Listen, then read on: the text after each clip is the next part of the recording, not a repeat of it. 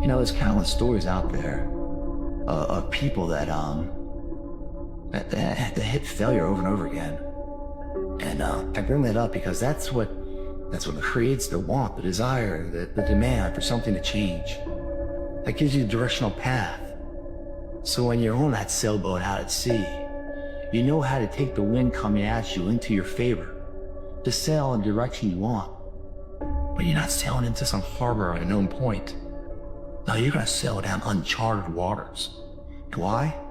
Because those uncharted waters lead to undreamt shores of possibilities.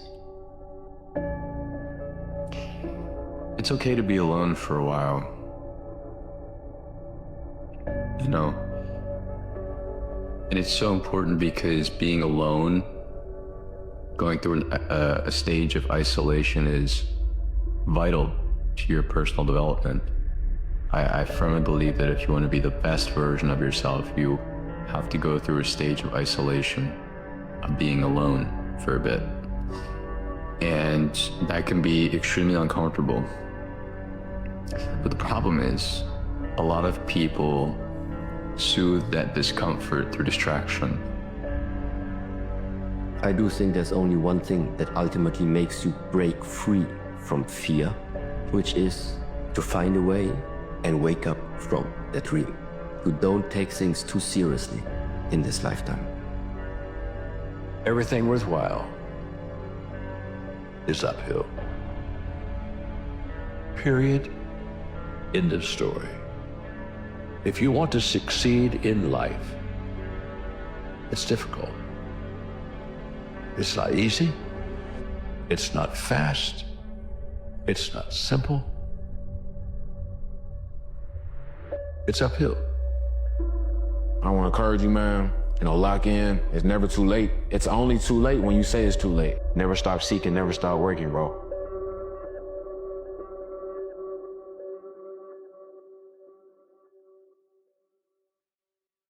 We have to let go of what is not us.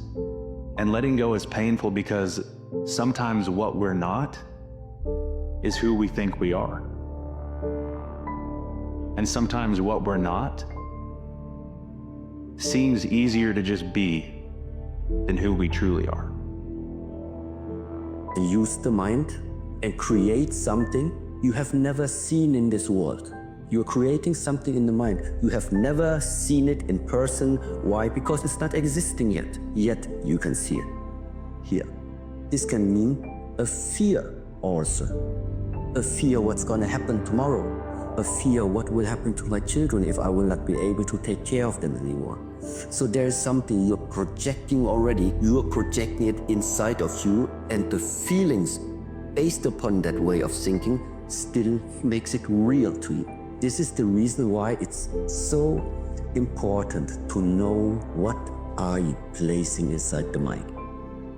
If you feel like you're at a stage in your life where it feels like nothing is going right, or you're just in a perpetual state of repeat failures, dead ends, and exhaustion, I need you to know 3 things. 1, this doesn't last forever. 2, you have to experience these difficult times in order to grow as a person. And 3, once you come out on the other side, that you are willing, even when you are tired, or you may feel lost, or when you even lose confidence in your own abilities, your faith remained.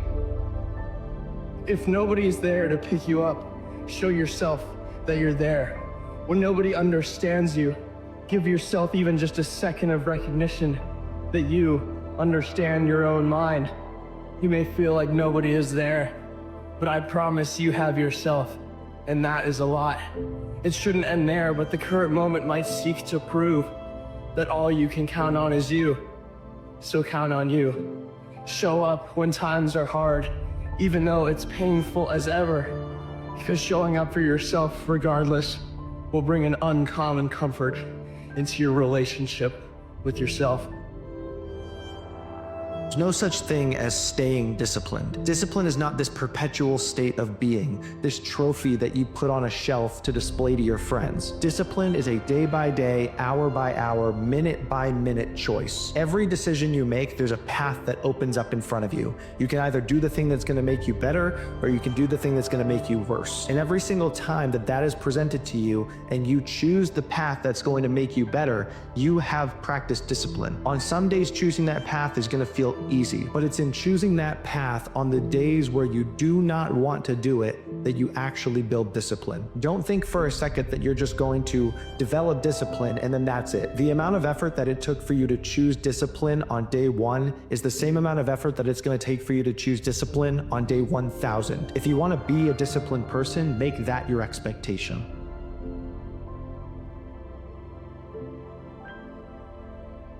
Be authentic to who you are. That's what it comes down to. Like, you're not crazy, you're not broken, you're not something that needs to be fixed just because you're not like everybody else, right? Maybe you're not like everybody else because you have a fucking gift that they don't have. So that's something to consider as well. And I've found that to be the case more than not when it comes to listening to critiques or judgment or advice from other people. Okay, I'm me, the recipe is the recipe, and it is what it is. Real strength is built when you face what you'd rather avoid. When you lean into the discomfort, that's where transformation happens. We all have that voice that tells us that we're not good enough, but that voice isn't you. It's the echo of old stories trying to keep you small. And every time you step into hard stuff, you rewrite that story. You strip away the doubts that never belonged to you in the first place. It's not about proving anything to anyone else. It's about showing yourself what's possible. Strength is a choice, so make the right one now.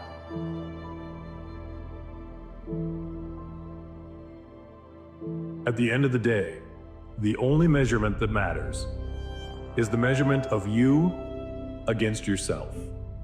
You see, when we try to measure ourselves against other people, it's unfair because we don't know at what level they're performing.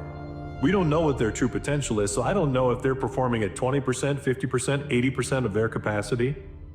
So when I want to measure against them, I might be measuring against their average self. I'm not measuring necessarily against their best self, so if that's the benchmark I start using, it's immaterial. It doesn't matter because I don't really know what version of them they're bringing to the table.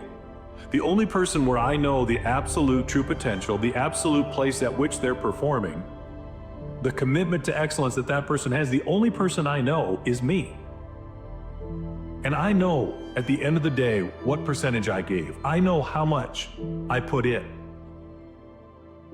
Every day if I measure against myself, the benchmark never changes. It's me. It's me and my abilities. It's me and my desire. It's me and my commitment to bring my best self every single day. I can have a true conversation at the end of the day and know what I provided, and know what I gave, and know where I'm at on my journey in excellence. By using myself as the measurement, there is no opportunity to lie. There is no opportunity to say, well, yeah, but they're just lucky, or they just have an advantage that I don't have, or they just have something and make excuses. There are no excuses when I know exactly who I'm being measured against, because that measurement is me. Success is showing up even when you're tired, even when you don't feel like it, even when it feels like you're not making any progress. Most people don't have the patience for that. They want everything now: success, money, recognition. And when it doesn't happen instantly, they throw in the towel and start over. That's why they stay stuck. They're trapped in a cycle of starting and stopping, chasing quick wins, but never staying long enough to build something real. Look, I get it. The grind isn't fun, but that's the price of success. You don't get to skip the work. You don't get to bypass the process. There are no shortcuts. Success is a marathon, not a sprint. And if you're not willing to play the long game, you'll never make it. you need to commit. Commit to the process, not just the outcome. You can't just love the idea of success. You have to love the grind it takes to get there. You have to embrace the boring, the repetitive, the hard days when it feels like nothing is working. That's where most people quit. But that's exactly where the winners push through. If you're serious about success, stop looking for shortcuts. Stop quitting when it gets hard. Stop making excuses for why it's not happening fast enough. Put in the work, day after day, year after year. It's not glamorous, but that's how you win. Success rewards the patient, the disciplined, and the relentless. Not the ones who give up because the process wasn't fast or easy. So ask yourself, are you in this for the long haul? Or are you just another person who's going to give up and start over the second things get tough? Because if you're not ready to grind for years, if you're not ready to sacrifice, fail, and keep going, then you're not ready for success. But if you are, if you're willing to outwork everyone else and stay in the game longer than anyone else, you'll find out what's waiting for you on the other side. And I promise you, it's worth it. Here's another thing most people don't understand. Success isn't about being the best. It's about playing your role. And let me say that again. It's not about being the best. It's about knowing your role and owning it. You don't have to be the smartest person in the room. You don't have to be the most talented. You don't have to have it all figured out. What you do need is to master the position you're in right now, no matter how small it might seem. If you're at the bottom, own it. Be the best employee, the best student, the best follower you can possibly be. Don't complain about where you are. Use it as a training ground to prepare yourself for the next level. That's the part most people miss. They're so busy wishing they were at the top that they forget the most important lessons are learned at the bottom. Here's the truth. The best leaders didn't start as leaders. They started as followers. They mastered their roles. They put in the time. They earned their stripes. They learned the game from the inside out, step by step. They didn't rush it, and because of that, they understood every single part of the process. That's what makes them great leaders. They've been where you are, and they know exactly what it takes to move up. But here's the thing. If you can't handle being at the bottom, you'll never make it to the top. If you can't humble yourself enough to learn, listen, and work, you're never going to earn the right to lead. It's not about jumping ahead. It's about becoming so good at the level you're on that people have no choice but to move you up. So let me ask you, are you owning your role? Are you doing everything you can to master where you are right now? Or are you too busy complaining, making excuses, and wishing you were somewhere else? Because if you can't handle the role you're in today, what makes you think you'll handle the pressure of being at the top tomorrow? Master where you are. Stop fighting the process. Stop trying to skip steps. Own your role. Learn everything you can and do the work. Success doesn't come to people who sit around wishing for it. It comes to people who are prepared when the opportunity shows up. Success isn't about being the loudest, the smartest, or the most talented. It's about listening. It's about obeying. It's about doing the work. It's about discipline, patience, and mastering your role so that when your time comes, you're ready. The people who make it in life aren't the ones complaining about their circumstances. They're not the ones looking for shortcuts or blaming everyone else for why they're not successful. They're the ones who show up every single day, put their egos aside, and grind. They're the ones who learn, listen, and apply what they've been taught. So here's my challenge to you. Stop running your mouth. Stop making excuses. Stop trying to skip the process. Start listening. Start obeying. Start showing up every single day and doing the hard, unglamorous work that no one wants to do. Start playing the long game, mastering your role, and preparing yourself for the opportunities you say you want. You want to change your life? It starts with you. Not tomorrow, not next week, today.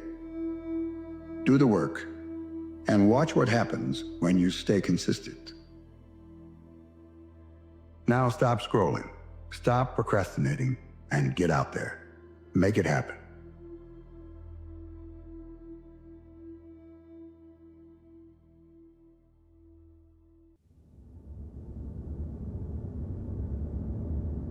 Ancient Greeks would say that the gods always envied the mortals because their life was so ephemeral. They had so much chance that could happen to them, right? Where the gods always knew that they weren't going to die and it was completely guaranteed.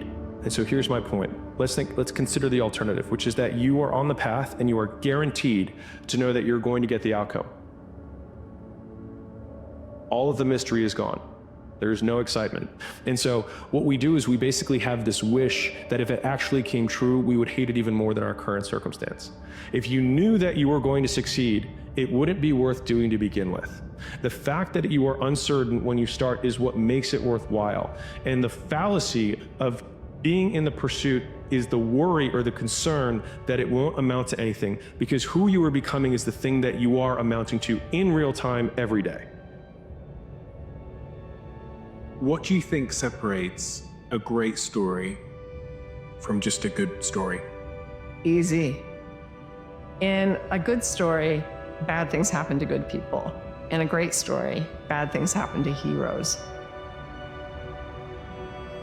Because there's always conflict, and there's always suffering, and that can be just like, oh, that was awful. But the great stories, the ones we keep telling, are the ones where the person who would be a victim becomes a creator. He says, I'm not going to stay in fear. I'm going to make something from this. And they stand up and they go out on an adventure. And what looks like it could have been a tragedy becomes an adventure.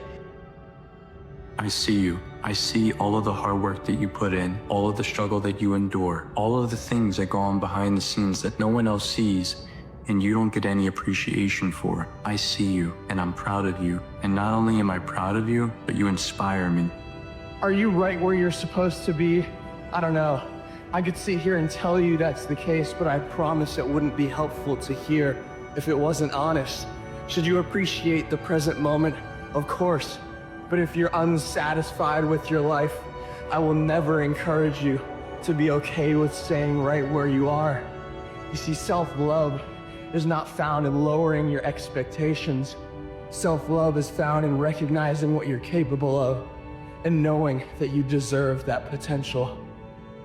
You have to start with action. It needs to be, okay, what would have had to have happened in a week's time for me to look back on that week and find pride in myself? You have to make the decision whether you want to be a badass or whether you just want to be mediocre and everything's okay. But being a badass hurts real bad.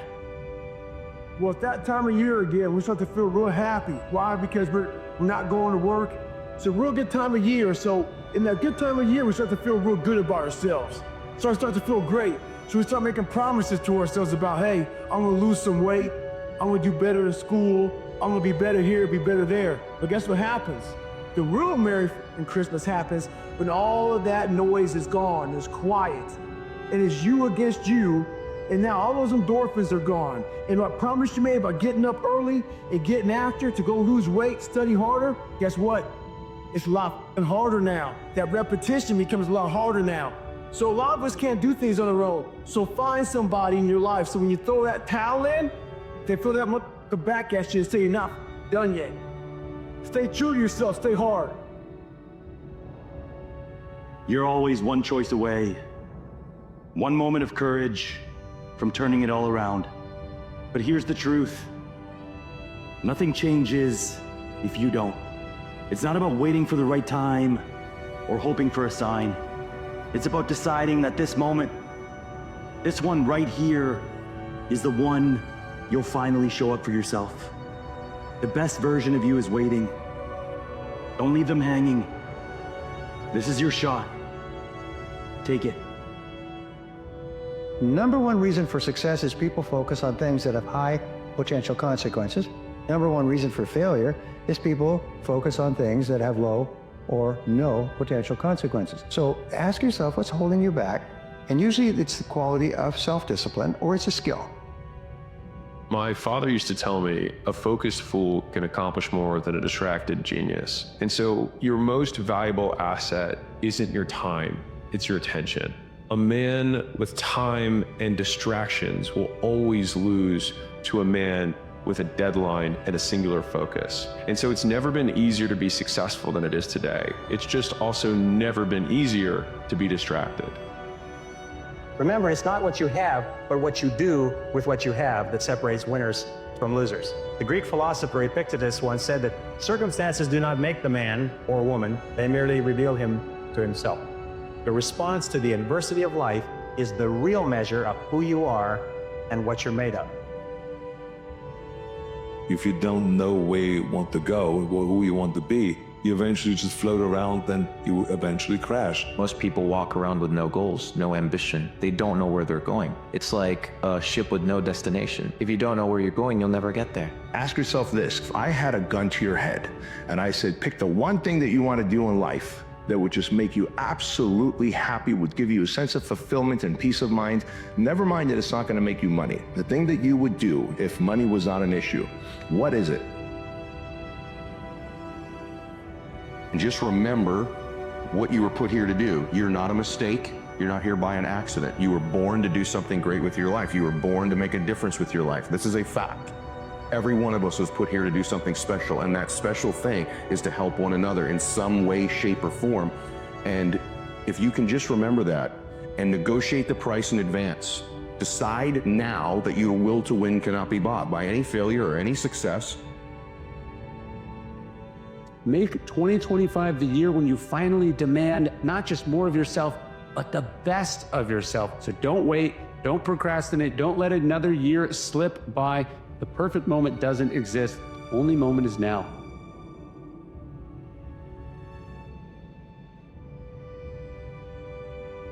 "2025 is coming, and for some of you, it doesn't feel like hope. It feels like another mountain to climb, another year of dragging the weight of everything you've been through. Maybe 2024 wasn't kind to you. Maybe it took more than it gave. Maybe it left you with scars you're still learning to carry. Breakups, tragedies, losses, failures. Maybe this year chewed you up and spit you out, and now you're standing at the edge of a new year, wondering if you even have the strength to try again. But listen to me. 2025 doesn't have to be a continuation of your pain. It can be a transformation. It can be the year you stop letting what happened to you define what's ahead of you. It can be the year you turn every ounce of pain, every heartbreak, every loss into fuel. Here's the thing about hardship. It doesn't have to break you. It can build you. The worst years of your life? They can be the foundation for the best ones, but only if you're willing to make that choice. So how do you make 2025 the year you rise? How do you turn tragedy into triumph, heartbreak into growth, failure into momentum? Let's break it down. Because you see the gap between where you were and where you could have been. It's a reflection of your potential, of the life you know you're capable of living. And that's not something to be ashamed of. That's something to use. The question is, how? First, you have to let go, not in the passive way people tell you to move on, but in the active way of choosing not to carry the weight of what you can't control. The past is heavy, and if you bring it into 2025, it will crush you. Yes, what happened to you was unfair. Yes, it hurt. Yes, you didn't deserve it. But holding on to the anger, the regret, the why me will keep you chained to it. And you can't build a new life while you're still holding on to the ruins of the old one. Letting go doesn't mean forgetting. It doesn't mean pretending it didn't happen. It means acknowledging it, learning from it, and then choosing to move forward. But you can change what comes next. Every regret holds a lesson. Every missed opportunity, every mistake, every failure is trying to teach you something. But you have to be willing to learn. Ask yourself, why do I regret this? What would I do differently if I had the chance? What does this regret reveal about what I value, about who I want to be? The answers won't always be comfortable. They might force you to confront parts of yourself you'd rather ignore. But those answers are the key to growth. They're the blueprint for the person you're becoming. Regret without reflection is wasted pain. Don't waste it. Once you've learned the lesson, it's time to act. Regret is a fire. If you let it burn out of control, it'll consume you. But if you harness it, if you direct it, it can be the fuel that drives you to change.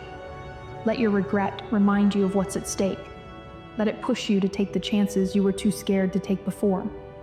Let it inspire you to show up differently, to live more intentionally, to stop waiting for the perfect moment and start creating the life you want. Because here's the thing about regret. It's not there to punish you. It's there to motivate you, to wake you up, to say, you don't have to make the same mistakes again. You don't have to keep living this way.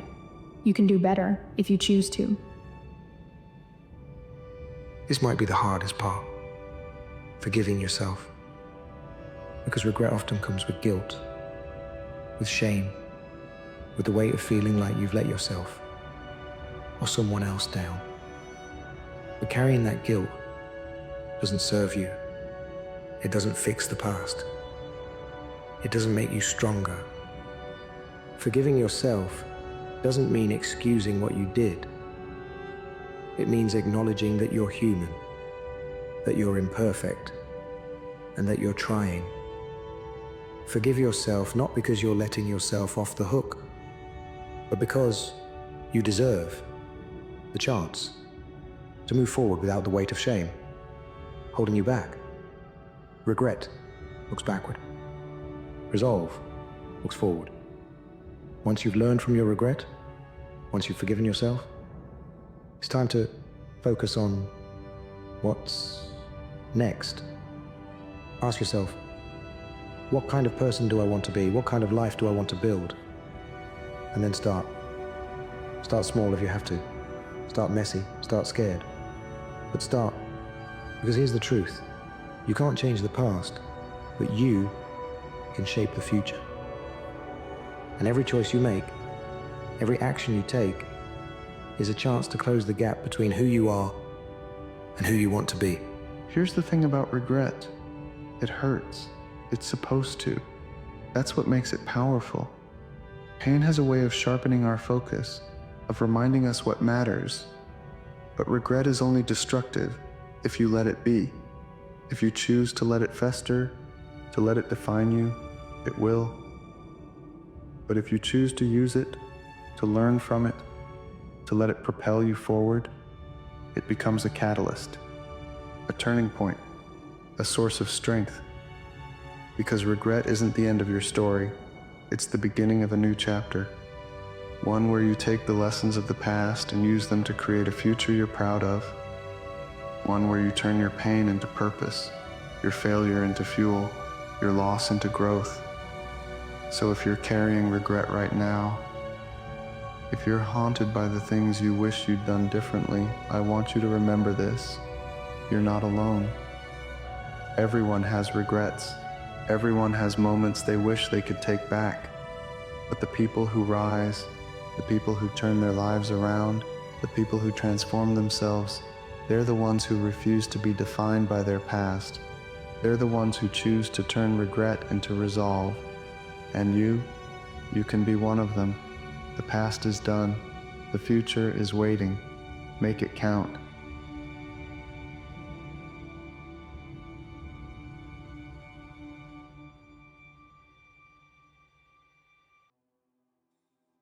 Everyone tells you what to do and what's good for you. They don't want you to find your own answers. They want you to believe theirs. Then let me guess. You want me to believe yours? No. I want you to stop gathering information from outside yourself and start gathering it from the inside. People are afraid of what's inside. And that's the only place they're ever gonna find what they need. Way to fight. Boys are doing all that you can do. Anybody can see that. Win or lose, we're gonna walk out of the stadium tonight with our heads held high. Do your best. That's all anybody can ask her. When I was a kid, my father put me in boxing camp. Middle of summer, 90 degrees. Every day after sparring in that, they'd make you do 100 laps and 50 pull-ups. They'd push you until you either threw up or passed out or both. Anyone could leave at any point. All you had to do was quit. And let me guess, you didn't quit. I quit every goddamn day. I just never said it out loud. Because no way was I going to give them the satisfaction of breaking me. Know all that stuff that you're avoiding, all the problems you don't want to fix, the conversations you don't want to have? That is why you are not where you want to be. Everything you want is on the other side of the shit you are avoiding. The body you want is on the other side of a whole lot of days spent in the gym that you just don't want to spend. The problem isn't not knowing what to do. The problem is doing it. That is the separating factor. All the people you want to be, they are doers. You, on the other hand, you're a wanter, a wisher, a dreamer, a thinker, a talker. And those people don't get shit. So until you start doing some doing, nothing's gonna change. You love this game. I mean, love it with your whole heart. Because if you don't, let's not even bother. Let's not open that door. They're just gonna slam it right in our face. I love this game. I live this game. And there's 1,000 other guys waiting in the wings who are obsessed with this game. Obsession is gonna be talent every time. You got all the talent in the world, but are you obsessed? Is it all you ever think about? Let's face it, it's you against you out there. The chronic excuse maker. How do you stop making excuses? This is actually pretty simple. And I said it the other day, and you have to realize, you have to know, you have to accept that all your excuses are lies. They are lies, all of them. Think about the things that you tell yourself, the lies you use to rationalize taking the easy road. Taking the easy road and leaving discipline behind. Think about them. You don't have time. That's a lie. You don't have support. That's a lie. And you're too tired, or you're too sore, or you're just plain not feeling it. Lies, lies, lies. And the list goes on and on and on. And it doesn't stop if you don't make it stop. What is my life going to look like if I do not do what it is I know I need to do? And the answer is going to be frustration, disappointment, regret, and bitterness over the course of your life. So you have to understand, if you don't go do what it is that you know you're supposed to do, and you don't become what it is you know you can become, eventually you're going to come to a point in life where you're pissed off and you won't have the time back to go back and redo it. Sometimes life can really hijack your mind. When that happens to you, you're all f***ed up. Your goals, your ambitions, everything's out the window. In life, we all go through different things. Sometimes your girlfriend or boyfriend breaks up with you. Guess what? Get the f*** over it. They no longer want you. Maybe you failed a test in school. You worked your ass off. Guess what? You failed the test. Get over it. Move past it. Learn to not let life hijack your brain. At work, you've been working your ass off for that new promotion. You don't get it. Someone else does. Maybe they kiss better ass than you do. Guess what? Get over it. Life will hijack your mind if you let it. Don't allow all these things to make you a lesser person. You must own your mind. Don't let life own yours. Get after it, stay hard. Sit on your bed one day and ask yourself, what remarkably stupid things am I doing on a regular basis to absolutely screw up my life? And if you actually ask that question, but you have to want to know the answer, right? Because that's actually what asking the question means. It doesn't mean just mouthing the words. It means you have to decide that you want to know. You'll figure that out so fast it'll make your hair curl. What would happen if you consulted yourself about the best possible outcome for you? You might get an answer. There's a voice that guides you through life. But sometimes it's guiding you in a direction that you don't want to go. That's usually the right place to go. It's that uncomfortable place. So that voice is always talking to me, but we don't listen to it. I listen to it. All right. I know your manager dying had you all messed up inside. But the truth is, you didn't look hungry. Now, when we fought, you had that eye of the tiger, man, the edge. And now you gotta get it back. And the way to get it back is to go back to the beginning. You know what I mean? Maybe we could win it back together. Eye of the tiger, man.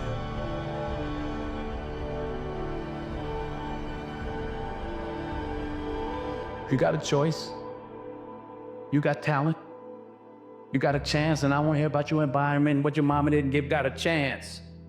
Use it while you're still alive. You don't know what death is. You have no idea what death is. You must commit yourself to excellence. You must commit yourself to becoming the best. And the wonderful thing is that excellence is a journey. It's not a destination. You never get there.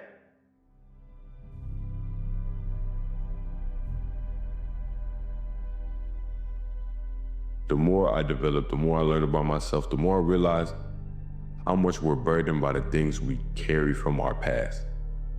And in saying that, I mean that if you keep carrying old bricks, you'll build the same house. If you keep carrying the past with you, if you keep taking who you used to be, that anxiety of the past, that anxiety of your previous self, you'll continue to keep being that person. And I don't say that just to say that you should just let go of your past self. It's not about letting go. It's not about disregarding. It's not about getting rid. I think we need to get that out of our mentality, because in all aspects of ourselves, I don't think we get rid of anything. I think we change it. It's about renovation, not disregarding. A warrior does not give up what he loves, Dad. He finds the love in what he does. Look at me. Look at me. I have a metal rod in my leg. A warrior is not about perfection, or victory, or invulnerability. He's about absolute vulnerability. That's the only true courage. What kind of training do you think I could do? I just had an accident. The accident is your training. Life is choice. You can choose to be a victim or anything else you'd like to be. Just ignore what happened to me. A warrior acts, only the fool reacts. But what if I can't do it? That's the future. Thought out. Well, how would we start? There is no starting, no stopping. Only doing.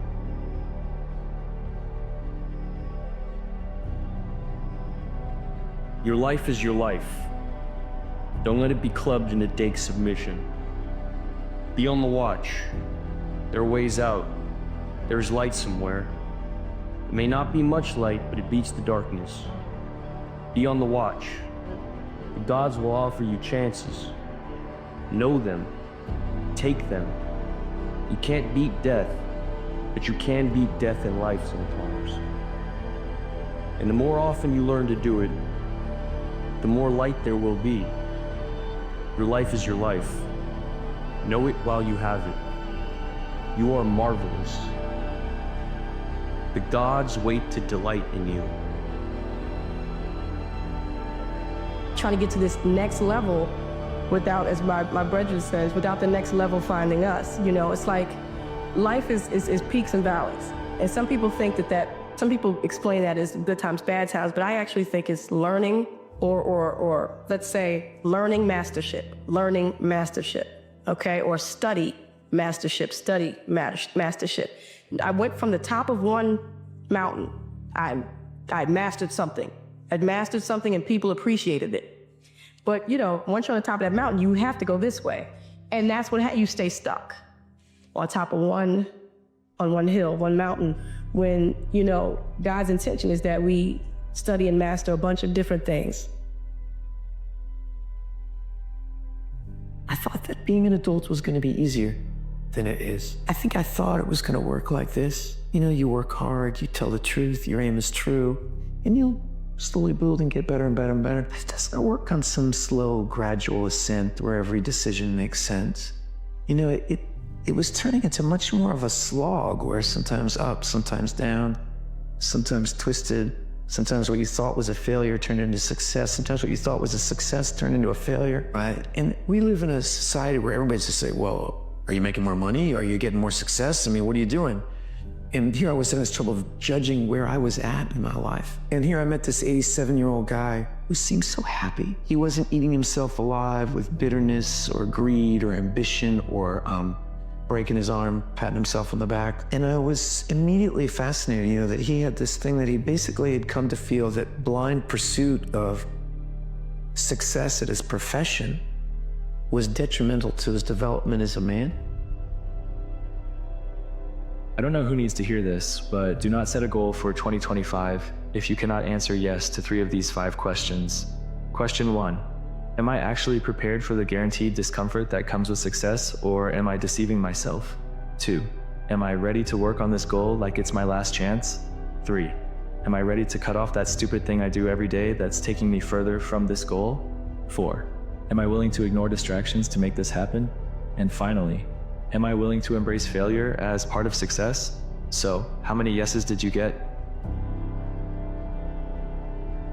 There's this moment in Avatar where Uncle Iroh says, sometimes life is like this dark tunnel. You can't always see the light at the end of the tunnel, but if you just keep moving, you will come to a better place. And that's the key. Movement. Yet most people don't embrace it. Think about it. How much time have you spent this year trying to figure things out? Cooking up the perfect strategy, gathering endless knowledge, watching tutorial after tutorial. And how much have you actually accomplished? Nothing, right? Because change does not happen through planning. It happens through action. Here's the truth. You don't need to see the whole path. You simply need to take the first step.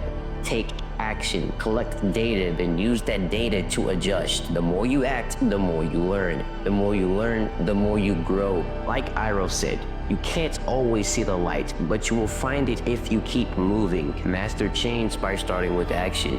Don't let perfection hold you back. The life you want is waiting for you. It's time to go after it.